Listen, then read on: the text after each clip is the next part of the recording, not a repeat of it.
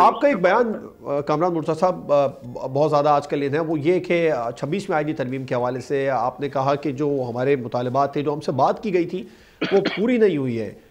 اس پر اب جے یو آئی فی کیا سٹینڈ لینے جا رہی ہے؟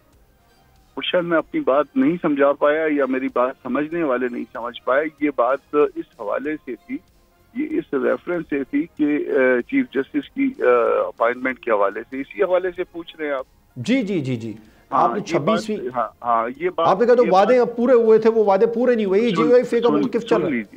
سن لیجیے اس بات کو تواتر کے ساتھ ریپیٹ کر چکا ہوں میں بھی، اور مجھ سے پہلے بلاول صاحب بھی، کہ بلاول صاحب نے یہ کہا تھا کہ منصور علی شاہ صاحب جو ہے چیف جسٹس ہوں گے، اور یہ مجھے یاد پڑتا ہے کہ یہ اسی وقت کی بات ہے، یہ اسی وقت کا ان کا اسٹیٹمنٹ ہے. آپ اگر سلپ نکلوانا چاہیں تو نکلوا لیں.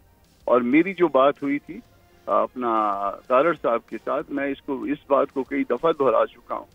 اس میں بھی ایک انڈرسٹینڈنگ تھی، اس کو آپ کمٹمنٹ نہ کہیے، اس میں اور اس میں ایک تھن لائن ضرور ہوتی ہے. کمٹمنٹ نہیں تھی مگر یہ انڈرسٹینڈنگ دی گئی تھی کہ سینئر جج ہی وہ بنیں گے. سبسکرائب کریں اور بیل دبائیں تاکہ کوئی خبر رہ نہ جائے.